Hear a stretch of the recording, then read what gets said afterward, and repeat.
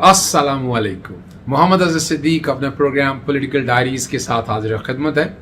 7 मई 2022 बरोज़ हफ्ता आप ये प्रोग्राम देख रहे होंगे। बहुत सी तेज़ी से डेवलपमेंट हो रही हैं और कुछ अच्छी खबरें भी हैं, कुछ चेहरे बेनकाब भी हैं। तो चलो आपको लेकर चलते हैं सब कुछ। मेरे अपने प्रोग्राम जो है डॉक्टर मुईद पीरज़ादा के साथ प्रोग्राम बड़ा अच्छा हुआ। कुछ एक महीने हो गया पहले का सिनेरियो मैं आपके साथ जो प्रोग्रामों में है वो आखिर में मैं दिखाऊंगा। प्रोग्राम हो सकता थोड़ा सा लंबा हो जाए, लेकिन आप लोगों के लिए जो कि रिकॉर्ड स्ट्रेट रहना चाहिए। पहले तो मैं आपको लेकर चलता हूँ। मैंने ट्वीट भी किया है इसमें और मैंने मजाक उड़ाया है, हकीकतन मजाक उड़ाया है कि आज राना सनाउल्लाह कह रहे हैं कि सोशल मीडिया पे जो तूफान जो बात उन्हें कह रहे हैं जी, गैर अखलाकी वीडियो से लोगों को बदनाम करने वालों के खिलाफ क्रैक डाउन करने का फैसला है। सोशल मीडिया पर गैर अखलाकी मवाद फैलाने वालों को गिरफ्तार करेंगे, ये वो कहती हैं। वज़ीर ने हदायत किया कि ऐसा मवाद को बर्दाश्त ना किया जाए। सोशल मीडिया को लोगों को पगड़ियाँ उछालने के लिए इस्तेमाल नहीं होने देंगे। ऐसे वाक़े की रोकथाम करनी है, इसमें ऐसे मवाद को ब्लैकमेलिंग के लिए इस्तेमाल किया जाता है। ऐसे मुजरमाना सरगर्मियों मुलव्वस अनासर से आनी हाथों से निपटेंगे।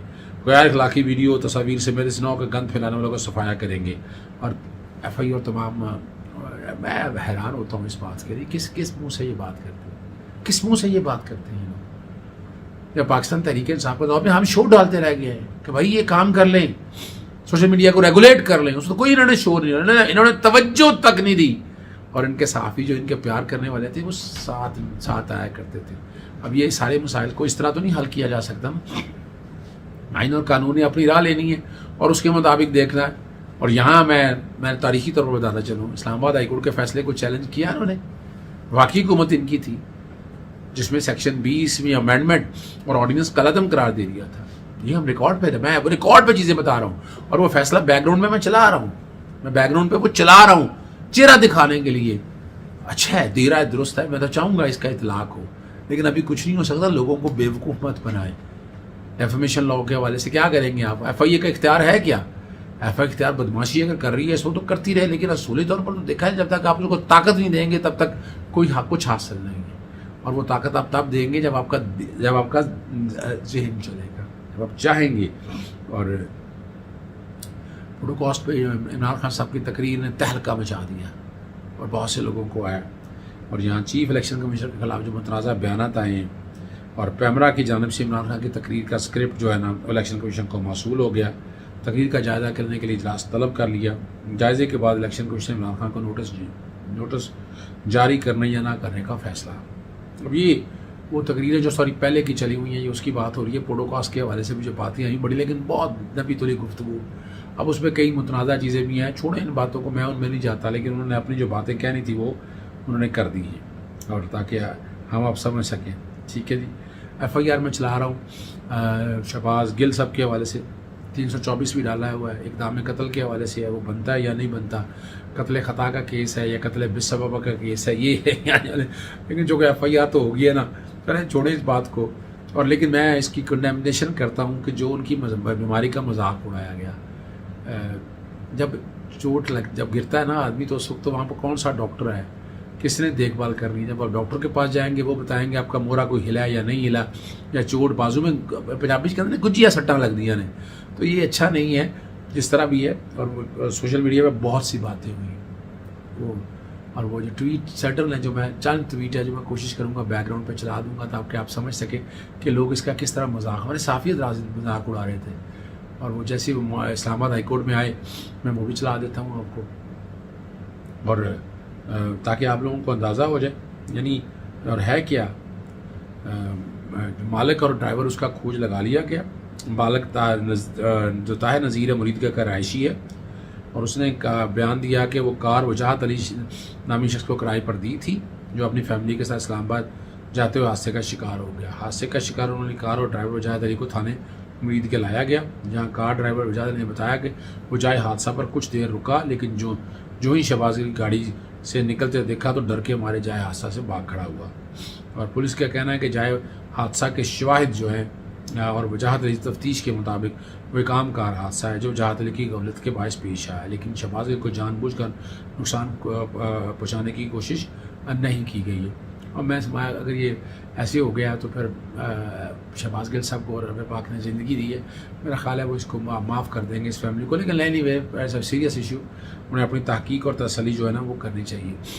Lahore high court Rawalpindi bench में चौधरी अब्दुल अजीज़ साहब ने बहुत ज़बरदस्त स्थानीय जो मरी केस के वो फैसला उन्होंने कहा आज ही दूँगा।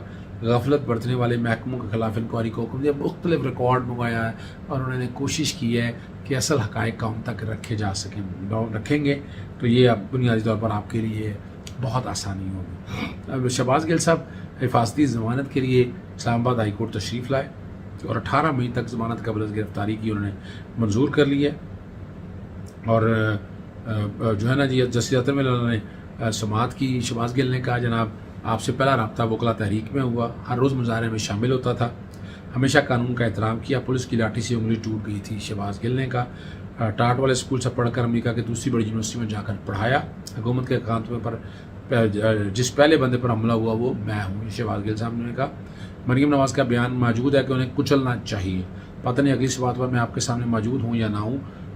ये शहबाज गिल ने कहा इस पर अब चीफ मिनिस्टर का आप ऐसा ना कहें, कभी किसी के खिलाफ मुकदमा दर्ज नहीं किया, पीका ऑर्डिनेंस का सहारा भी नहीं लिया। शहबाज गिल कहते हैं आपकी जजमेंट कानून के मुताबिक होती, वो हाकिम हो या खिलाफ उनके साथ खड़ा हूँ।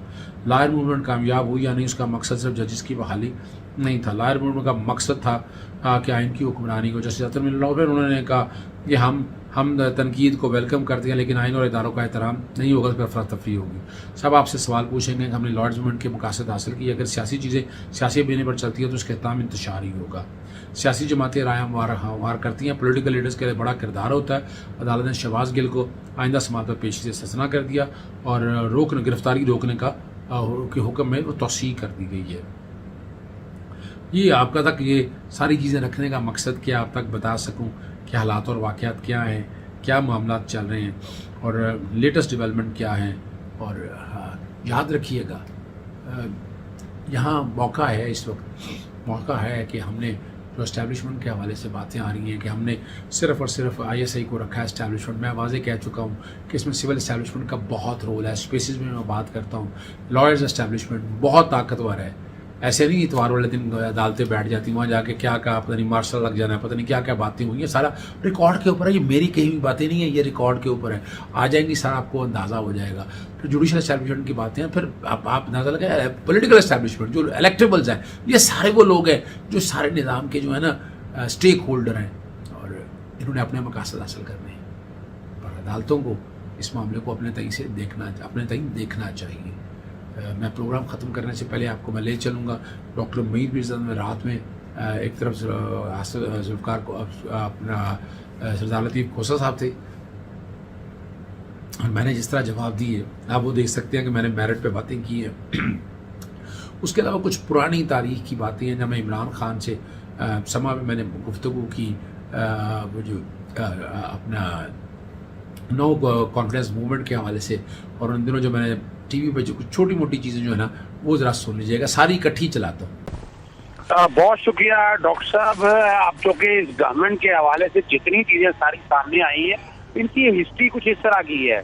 हमारे यहाँ सियासी जो है ना हर चीज़ को पॉलिटिकल नैरेटिव देखती है, ये देखते कि कितना सीरियस इशू है, उसकी एविडेंस इतनी अब तक आ चुकी है। हम तो नहीं कह रहे ना, आपके सामने फॉक्स न्यूज़ के हवाले से आ गया, अंसार अब्बासी का कॉलम है 17 फरवरी का।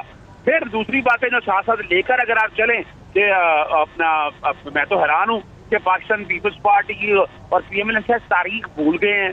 मेमो गेट का हम भूल कैसे गए कि मेमो गेट के अंदर हुसैन वही मेन कैरेक्टर था जो अब मेन कैरेक्टर है सारे मामले के अंदर। और मेमो गेट का स्कैंडल हमारे पास कोई तारीख मौजूद नहीं है, तारीख हमारे पास मौजूद है। सुप्रीम कोर्ट ने 183 के तहत पिटीशन ली, मैंने पिटीशन दायर की हुई है। और ये एक सवाल पैदा होता है कि यानी आवाम जानना चाहती है, इतना प्रेशर आ गया है और सुप्रीम कोर्ट ने अभी तक क्या उस पर सवाल लगा दिया आर्टिकल 69 का। मैंने अपील दायर किए हुए मुझे तकरीबन कितना अरसा हो गया उसका कि उसकी कम से कम फिक्स करके आप मेज बता दें, और कोई इतना बड़ा ही नहीं है। या तो आपके पास तो ऐसी प्रेसिडेंट मौजूद ना हो, मेमो गेट का आपके पास वो सिर्फ एक सादा सा कागज था, कोई दस्तखत नहीं थे। क्या हुआ, सुप्रीम कोर्ट ने इस मैटर को टेक अप किया और 30 चीज यानी वो एक सादा सा कागज जिसमें दस्तखत भी नहीं थे, उस वक्त तो किसी ने ख्याल नहीं किया, किसी ने सवाल नहीं उठाया। 3 चीफ जस्टिस करके कमीशन के, और कमीशन ने बकायदा जस्टिस काजी फाजिसा ने हेड किया और उसकी रिपोर्ट पढ़ के देख रहे हैं। वो आंखें खोल देने वाली रिपोर्ट है। हम आज ये कहें कि ऐसा नहीं है, मानना पड़ेगा इस बात को कि अब क्या कर रहे हैं। उन्होंने उससे पहले अपना होमवर्क कंप्लीट किया, उन्होंने मेरी मुताबिक उन्होंने नाम भी डिसाइड कर लिया हुआ है, और उन्होंने इस वक्त सिर्फ और सिर्फ ये है कि उनके गले पड़ गया है, वो इस नैरेटिव को किसी ना किसी तरीके से खत्म करना चाहते हैं। तो इसलिए जहां तक खान साहब और उनका है, मैं भी इस बात को कहता हूं कि बिल्कुल इस government Pakistan commission of inquiry act के तहत कैसे इतबार कर ले इन लोगों को। इन्होंने मॉल्टन थाने का कमीशन बनाया, आपने देख लिया वो क्या हाल हुआ उसका, उसके लिए अदालतों में धक्के खा के फिर रहे हैं, आज तक उसकी वो यानी अगर उसकी इंक्वायरी करवाने की बात करते हैं वो नहीं होने दी। तो इसलिए इन पर ट्रस्ट नहीं किया जा सकता। वैसे भी मैं चाहूंगा कि ये सारा मामला जो है पाकिस्तान सुप्रीम कोर्ट इस सारे मामले को टेकअप और मैंगो गेट के स्कैंडल के ऊपर उसी स्टाइल के ऊपर सारे मैटर को देखे, और इसमें जस्टिस बैठे। ये इंटरेस्टिंग पॉइंट आपने ये देखे ना, ये इसके अलावा हल कोई नहीं है। यानी हम ये इंटरेस्टिंग पॉइंट आपने रेस किया है, चूंकि खोसा साहब भी कॉन्स्टिट्यूशनल, आप जिस तरह से अजहर सदीक साहब वकील हैं, कॉन्स्टिट्यूशनल लीगल एक्सपर्ट हैं। जी जी प्लीज। मैं सिर्फ एक बात करना चाहता हूँ डॉक्टर साहब, मुझे नहीं समझ में आ रही कि हमारी तमाम सियासी जमातें डर क्यों रही हैं इस बात, खौफजदा क्यों है इस बात से। एक मामले की इंक्वायरी हो रही है, और इंक्वायरी जैसा भी कोई दूसरा फरीक चाह रहा है, जिसके एतराजात है उसकी मर्जी का कमीशन बनाए आप अपनी मर्जी का। आप कौन होते हैं आप अपनी मर्जी थोपने वाले कि हम अपनी मर्जी से बनाएंगे? भाई उसकी तसल्ली करनी है आपने, और वो सियासी जमात नहीं है सर। पूरे पाकिस्तान में से जिन लोगों की डिमांड है वो, और अगर अब गलत है तो डरना किस बात का? जो बातें कही जा रही है उसके मुताबिक, और किस तरह मनोवन पाकिस्तान डरना किस बात आ रही है उसमें सूरत मैं तो हैरान इस कॉन्टेक्स्ट में हो रहा हूँ। सरदार साहब डिफेंड भी करना चाह रहे हैं पर डिफेंड कर भी नहीं पा रहे। यानी एक तरफ इनका इल्जाम था कि पेट्रोल की कीमत सस्ती क्यों नहीं हुई, अब दूसरी तरफ डिफेंड ये किया जा रहा है कि पेट्रोल बढ़ाया क्यों नहीं है। अच्छा जी, यही बातें हो रही है ना कि सर्कुलर डेट इतना कैसे हो गया। बिजली मैंने नहीं कहा, मैंने ये नहीं कहा कि बढ़ाया क्यों नहीं, मैंने नहीं कहा। सरदार साहब मैं जरा इन्फर कर रहा हूँ आपकी बातों से कि आपकी बातों से ये अंदाजा हो रहा है कि यही तो एक प्रॉब्लम है हमारे यहाँ कि स्टेट्समैन के तौर पर कोई उभर के आता नहीं। अवाम ये लॉलीपॉप मेरा नहीं ख्याल आप कबूल कर पाएगी कि आप आए जरा मैं आऊंगा मैं ये करूंगा, अब करके दिखाए ना। पिछले दिनों में डॉलर बड़ा शोर पड़ा, वो ले आए लेके। इन्होंने अब ये बातें कर रही हैं तो अपना मिसाल के तौर पर इन्होंने रेवेन्यू टारगेट की बात की। रेवेन्यू टारगेट क्या बढ़ा लिया इन्होंने? कौम के सामने महंगाई के हवाले से क्या ऐसे इकदाम कर दी। हाँ ये आई एम सॉरी, ये बड़ा जबरदस्त काम किए कि ईसीएल में से नाम निकाल दी आपने। अपनी काबीना के अंदर 24 क्रिमिनल, चाहे फौजदारी पर्चे हैं या जमानतें हुई हैं, इतनी Guinness book of world record में ये नाम जाना है, याद रखिएगा, तारीख लिखी जा रही है। और दूसरी बात जहाँ तक है, परेशान होने की किसी को जरूरत नहीं होनी चाहिए। हर एक का राइट है इकट्ठे होना, बात करना। और अब यानी आज आपके सामने यहाँ एक इकरार कर लिया गया कि 25 करोड़ रुपया, आज मैं तकाजा करता हूँ इस बात से कि ये 25 करोड़ का ये हिसाब दे रहे हैं कि जो जलसे में लगा है वो कहाँ से आया। मैंने तो कोई नहीं देखा, ना इनकी अपना इलेक्शन कमीशन की वेबसाइट के ऊपर, ना किसी ऐसी जगह। 25 करोड़ का एक सरदार साहब हमारे बड़े हैं, हमें बड़ा प्यार है इनके साथ, लेकिन आज पूरे नेशनल चैनल के ऊपर 25 करोड़ का इकरार कर लिया गया है। मैं उम्मीद करता हूँ कि 25 करोड़ का ये हिसाब दिया जाएगा, बताया जाएगा कि ये 25 करोड़ रुपया कहाँ से आया है। और बात जहाँ तक है जी खोसा साहब, बड़ा वैलिड क्वेश्चन है कि ये 25 करोड़ वाले कितने जलसे आप लोगों ने किए? जो बिलावल जरदारी भुट्टो ने लॉन्ग मार्च किया था कराची से लेके इस्लामाबाद तक, उस पर कितना खर्चा आया था? वो पैसे कैसे रेज किए थे? और जो जनरली आप फॉरेन फंडिंग की बात करते हैं तो आपकी पार्टी ने फंडिंग कैसे रेज की, और उसके अकाउंट्स वगैरह जो है वो कहाँ पे? देखिए, हमने तो सारे इलेक्शन कमीशन में अपने दिए हुए हैं, गोशवारे दिए हुए हैं। मैं खुद बतौर सेक्रेटरी जनरल 4 साल मैं खुद अपने दस्तखत से अपने अखराजात की तखमीना देता रहा हूं। और जहां तक ताल्लुक है ये 25 करोड़ का, अगर ये 50,000 कुर्सी लगाते हैं, मुझे बताएं इनको कुर्सियां मुफ्त मिलती हैं क्या? ये स्टेज जब बनाते हैं बड़े बड़े स्क्रीन और वो जो है उसको लेके आते हैं, जेडी बट को लेके आते हैं, तो क्या वो मुफ्त होता है सारा? ये खर्चे बिल्कुल होते हैं और खर्चे पार्टियां करती हैं, लेकिन पार्टियां, मैं पूछ रहा हूं कि कौन इनको फंड दे रहा है पार्टीज को कि इतने तवालत और तसलसल से कर रहे हैं? हम तो एक आधा करते हैं ना जी। और ये तो हुकूमत में भी करते रहे हैं, चले हुकूमत में तो समझ आती है, अब ऑपोजिशन में ये जो इतने जलसे कर रहे हैं ये आप क्या परेशान हैं इनके जलसों से? वही फॉरेन फंडिंग है। मैं बता दूं, नहीं, बिल्कुल भी नहीं। मैंने तो कहा जितने मर्जी दिल्ली से करें, लेकिन मैं सिर्फ ये कह रहा हूं कि ये फंड कहां से आ रहे हैं, पैसा जाया कर रहे हैं, लगाते हैं। मैं डॉक्टर साहब एक बात अर्ज कर दूं, सिर्फ एक बड़े अदब के साथ हम फॉरेन सर क्विक हम जो बात कर रहे हैं ना फॉरेन फंडिंग, हम समझ नहीं पाए। इलेक्शन कमीशन के सामने फॉरेन फंडिंग का सर केस है ही नहीं है, वहाँ प्रॉफिटेड फंडिंग का केस है। इलेक्शन कमीशन तो फॉरेन फंडिंग को देख ही नहीं सकता, ना उसका इख्तियार है। ये इख्तियार है फेडरल गवर्नमेंट का, आर्टिकल 17 को सामने पढ़ लें और इलेक्शन एक्ट 213 और 214 सेक्शन अगर पढ़ लें या पॉलिटिकल पार्टी ऑर्डर अगर पढ़ के सामने रख लें, ये प्रॉफिटेड फंडिंग का केस है और इसमें तमाम अगर आप वकील नहीं हो, मैं वकील हूँ उसमें, आप वकील नहीं है। फॉरेन फंडिंग का केस है, prohibited and foreign funding. Sir मैं वही अर्ज कर रहा हूँ, मैं यही डिमांड ये करने लगा हूँ यहाँ पर कि सारी सियासी जमात तहरीके इंसाफ आप बिल्कुल करें उसका जो भी आपने करना है, तो बाकी सियासी जमातें क्यों भाग रही हैं कि वो भी बैठ के अपना ऑडिट करा दें, कौम सबका ऑडिट देख ले और हर एक का सामने चीजें आ जाएंगी, दूध का दूध और पानी का पानी हो जाएगा।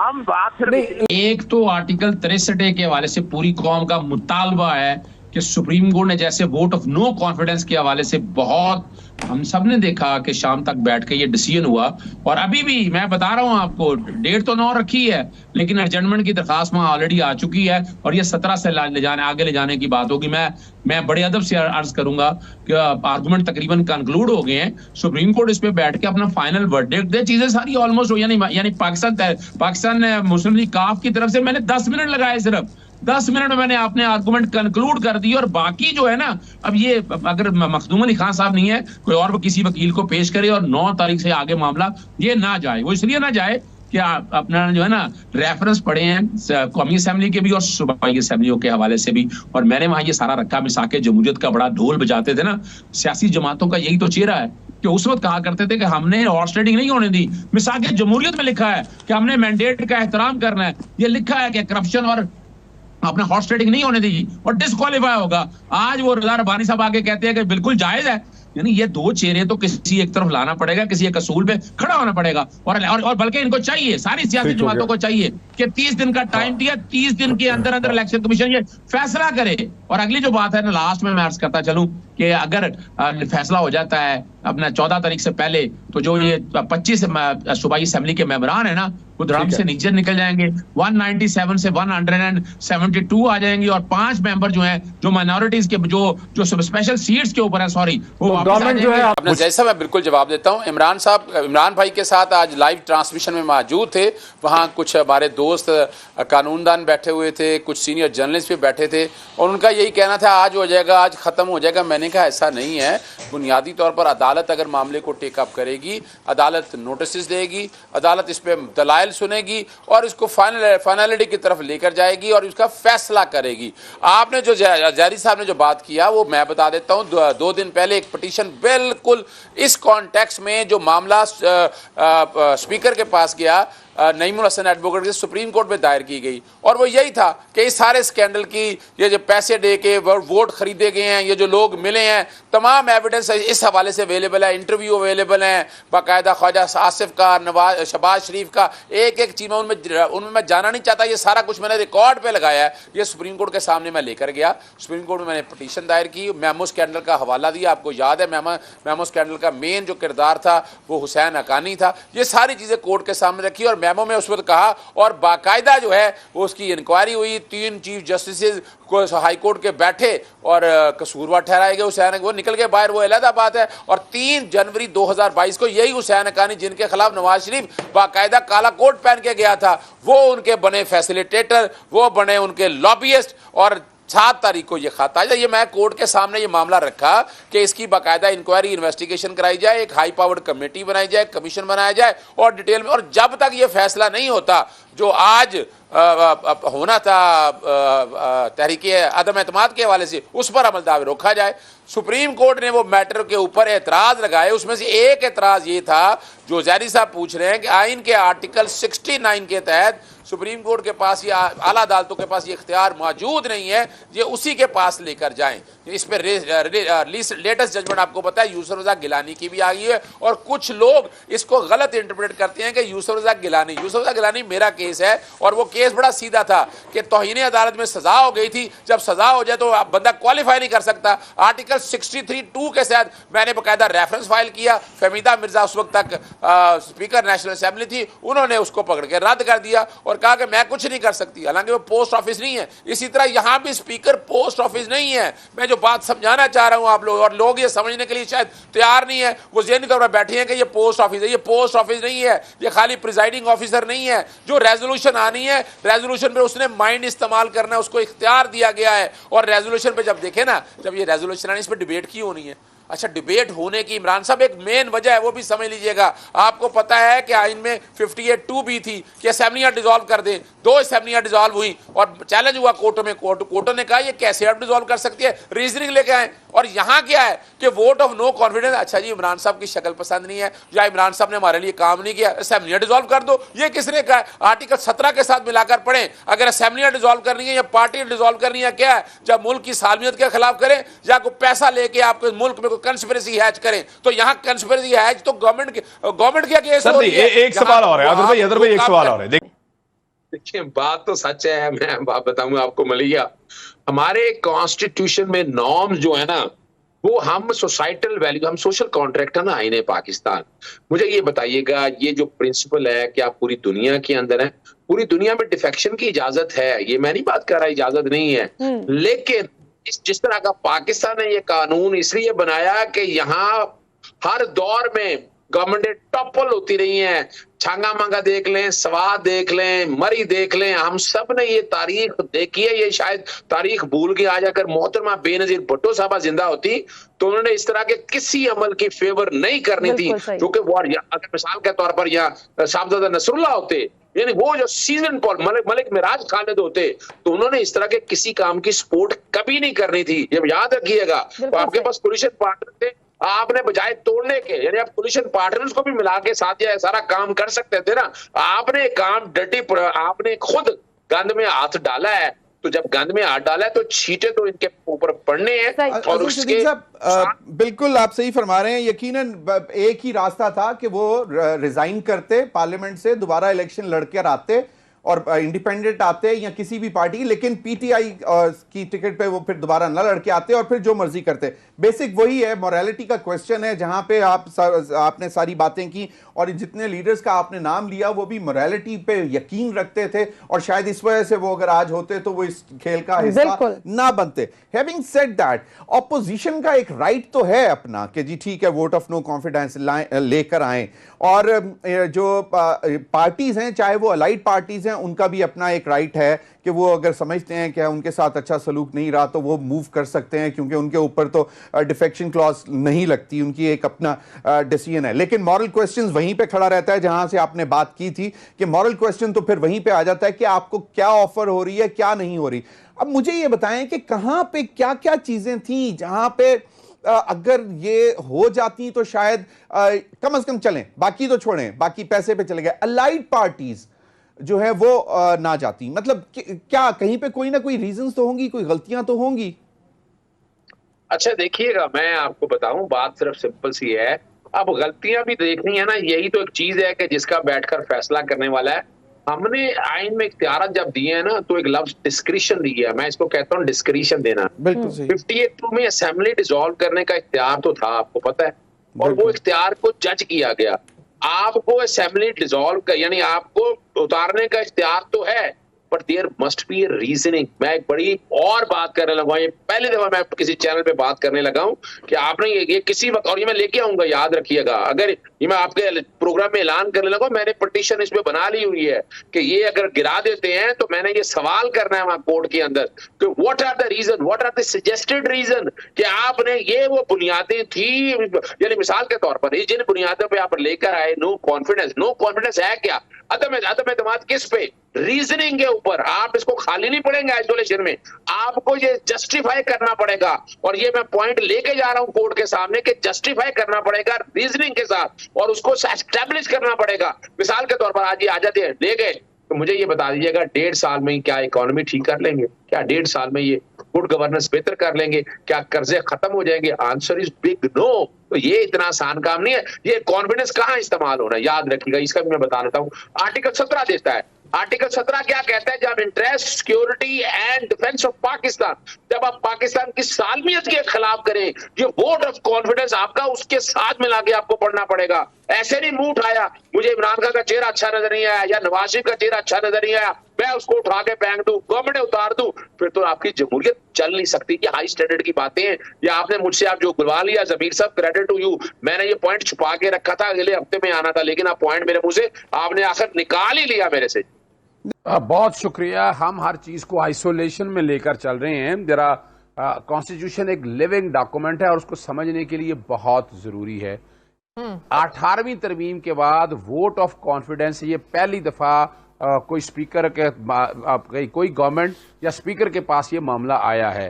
उससे पहले अगर आप जरा आसानी के लिए समझ आए, आर्टिकल 58(2) था असेंबलियों को डिसॉल्व करने के लिए। सदर को इख्तियार था असेंबलियां डिसॉल्व करने के लिए। अब इख्तियार मौजूद है। वो इख्तियार 2-3 दफा इस्तेमाल हुआ।